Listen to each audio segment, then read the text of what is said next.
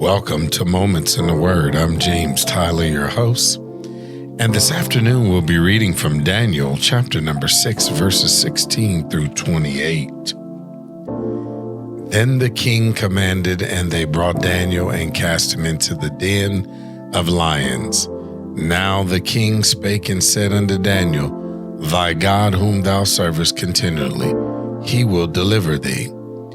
And a stone was brought and laid upon the mouth of the den, and the king sealed it with his own signet and with the signet of his lords, that the purpose might not be changed concerning Daniel. Then the king went to his palace and passed the night fasting. Neither were instruments of music brought before him, and his sleep went from him. Then the king arose very early in the morning and went in haste unto the den of lions. And when he came to the den, he cried with a lamentable voice unto Daniel. And the king spake and said to Daniel, O Daniel, servant of the living God, is thy God, whom thou servest continually, able to deliver thee from the lions? Then Daniel said unto the king, O king, live forever. My God hath sent his angel, and have shut the lions' mouths, that they have not hurt me, for as much as before him innocency was found in me. And also before thee, O king, have I done no hurt. Then was the king exceeding glad for him, and commanded that they should take Daniel up out of the den. So Daniel was taken up out of the den, and no manner of hurt was found upon him, because he believed in his God. And the king commanded, and they brought those men which had accused Daniel, and they cast them into the den of lions, them, their children, and their wives. And the lions had the mastery of them, and brake all their bones in pieces, and ever they came at the bottom of the den.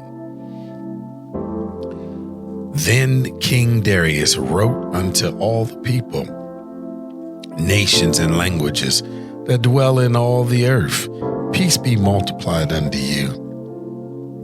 I make a decree that in every dominion of my kingdom men tremble and fear before the God of Daniel, for he is the living God, and steadfast forever, and his kingdom that which shall not be destroyed, and his dominion shall be even unto the end. He delivereth and rescueth, and he worketh signs and wonders in the heaven and in earth, who have delivered Daniel from the power of the lions. So this Daniel prospered in the reign of Darius, and in the reign of Cyrus the Persian.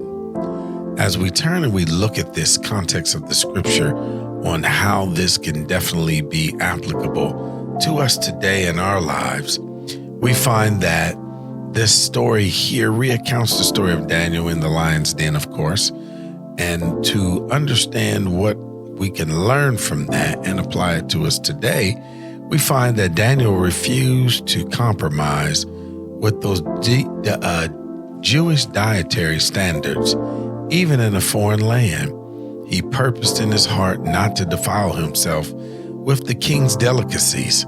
Similarly, we should uphold our values and integrity even when faced with pressure to compromise. No compromise.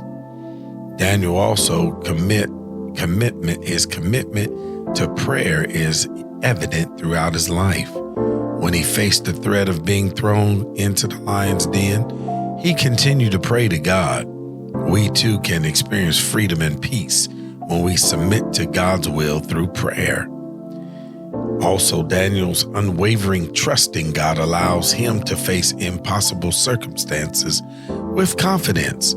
When challenges arise, remember that God is able to turn things around. Just trust his plan and timing, and he will give you and I the victory.